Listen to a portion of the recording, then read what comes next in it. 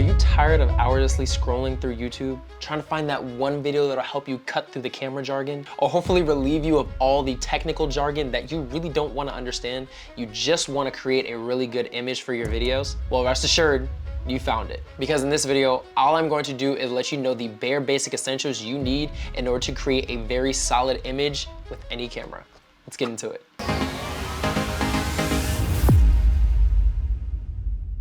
Now, regardless of whatever camera gear you're using, you're only gonna need to focus on about 4 things, and that's ISO, aperture, shutter speed, and white balance. These are the 4 basic essentials you'll need in order to create a solid image and without all the technical jargon. All right, let's get into number 1, ISO. ISO, simply put, is nothing more than artificial brightness. For example, if you've ever seen your image a little dark and then you start scrolling on the wheel and eventually it starts brightening up a lot more, that's artificial brightness and also known as ISO.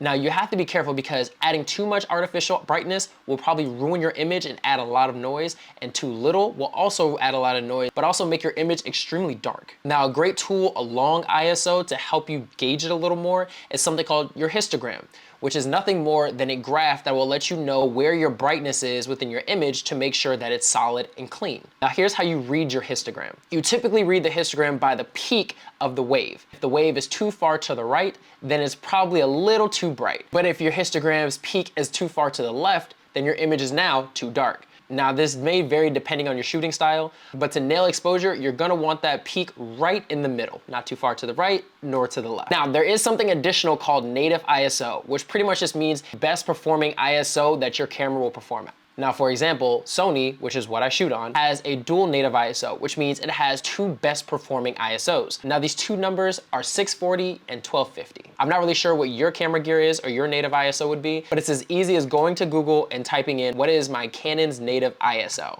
But I will reiterate that regardless of knowing the native ISO, your histogram is going to play a major part. So make sure you understand how to read it. All right, number 2. Aperture. Now, aperture, simply put, refers to the broadness of your focus. Now, I am not super tech savvy, so I'm probably gonna articulate this wrong, but this is what best helps me understand it and still get clean images. Now, I know for most people, what they will tell you is that aperture actually affects the amount of blurriness you have within the background of your image. Now, for most lenses, you're gonna end up having a f-stop, which is pretty much just an f and then whatever number it is. So f2.8, f1.4, whatever it is. This is going to let you know how blurry of a background you were able to have within your lens. This also is an indicator of letting you know how much additional light you're able to add to your lens. The lower the number, the more brightness you're adding in, it actually is gonna end up being better for low light situations. So if you have something like a 2.8, a 1.8, a 1.4, even possibly a 1.2, these are actually gonna be pretty good for low light situations because they're exposing so much more light to your sensor.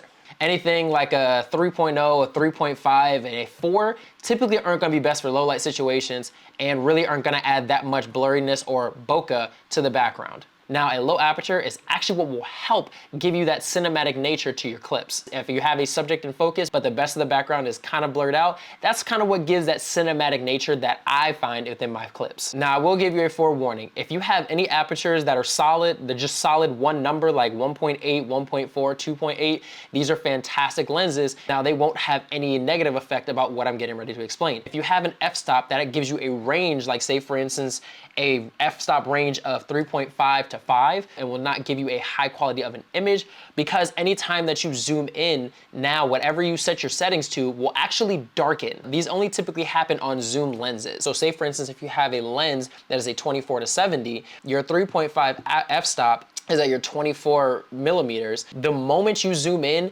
your image is immediately gonna darken because that 3.5 is only set to be in that 24 millimeters on your lens. But the more you zoom in, it's going to darken. And this is a weird effect that I really don't understand too much, but all I know is once you zoom in from that 24 millimeters all the way to the 70 millimeters, your image is gonna gradually darken as that 70 millimeters does not have the f-stop of the 24 millimeters. It's not the same. It is a gradual decline in image brightness, and now you have to readjust your settings, so it's not quite as favorable. So I would always advise get a solid f-stop of 2.8, 1.4, 1.8, or anything in between. You can have variable f-stop on your lens, but you're gonna end up making a lot more adjustments as you're continuously shooting throughout your day. And I'm all about keeping it simplistic and minimal. Let's get into number 3, shutter speed. Now, I told you guys, I am not the most tech savvy, but the one thing I do know is shutter speed, it goes hand in hand with frame rate. But I do have a rule of thumb that can be super helpful for you guys. So always pair your shutter speed with your frame rate. And your shutter speed should always be double your frame rate. Here's what I mean.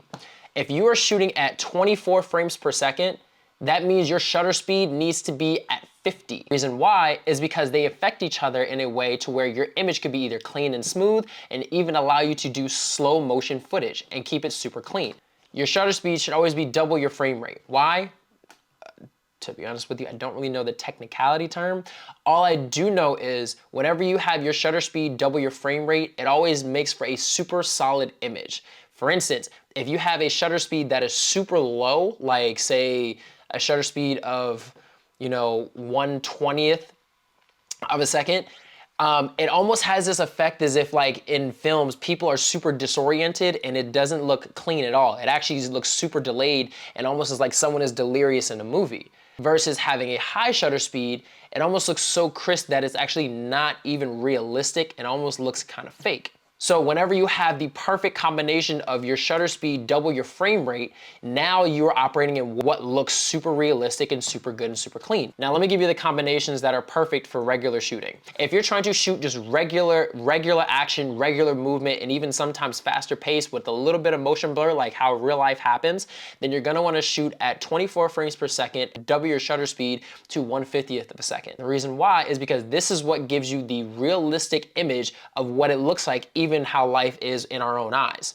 Now, if you want to do the exact same thing, but have the ability to now slow it down in post-production, you're going to want to shoot at 60 frames per second and a shutter speed of 1/20th. You're going to shoot at 60 frames per second, but you're going to be shooting at a shutter speed of 1/20th. Now, if you want that super slow-mo, that super buttery, like time to almost freeze, then you're going to want to shoot at 120 frames per second, but you're going to shoot at a shutter speed of 250. I would say 240, which would actually be doubled, but it doesn't have that, so most cameras just go to 250. These are the combinations that you can use for just about any video scenario. Now, you can get more creative and go way lower with the shutter speed and give you that disoriented look, but all that is creative perspective. All right, and lastly, white balance. This is simply described as how white are your whites. You don't want to shoot an image and a person who is wearing a white shirt looks blue or it looks orange. That would mean that the white balance is off. So to simply put it, you're trying to balance the colors in your image on your camera to make your whites look white. So here are my 2 tips for nailing white balance. If you're outside and around daytime, then you're probably gonna wanna go with 5600, which will give you the perfect, which is pretty much capturing best colors during daytime. Versus if you're inside with like tungsten lighting, a little more warm lighting, then you'll probably wanna go to about 3200. And anything in between is most likely gonna end up having to be your creative decision. Some people do like their images a little warmer, some like a little cooler. But for these 2 scenarios particularly, which covers a wide variety of ranges, you're gonna wanna focus on 5600 and 3200. Now, let's review each of the rule of thumbs for each section. Rule number 1 for ISO, learn to read the histogram. Sometimes your eyes might not be the best indicator on nailing exposure, so always being able to read the histogram is going to help you nail that exposure perfectly every time. Aperture, this is what will help you get that cinematic nature as far as that blurry background. But remember, if you're going to get a lens, always try to get for a solid f-stop. If you get a range f-stop, the more you zoom in, the darker your image is gonna be and you're constantly gonna have to be adjusting your settings. And guys, trust me, you do not wanna have that hassle when you're on set trying to get shots done. Next, shutter speed. Remember, next is shutter speed. Remember, you always wanna have your frame rate double your shutter speed to get those perfect combination of either 24 frames per second, which is filming in regular time, 60 frames per second, where you're wanting to do just a little bit of slow motion, and the 120 frames per second where you really want to get that super buttery slow motion. Lastly, white balance. The 2 numbers that I need you guys to memorize and will save you so much time and worry and guesswork is 5600 whenever you're shooting around daytime and outside, and 3200 whenever you're inside or even around more of like that tungsten lighting. And guys, that's it. I told you I wanted to get straight to the point with no fluff, because I remember when I first got started and I was looking hourly on YouTube for all these different videos that were gonna help me, and all they were doing was giving me the fluff, the jargon, and honestly, I was getting confused and overwhelmed. So I wanted to make this video for not only the past me, but also you to help you eat the learning curve just a little faster. And hopefully you're able to get so much value out of this and get out there and immediately start shooting. Because no matter how many YouTube videos you watch, you're only able to sharpen your skills when you actually put them to the test out there and go start making videos. So guys, I hope this was super helpful for you, and I cannot wait to see you guys in the next video.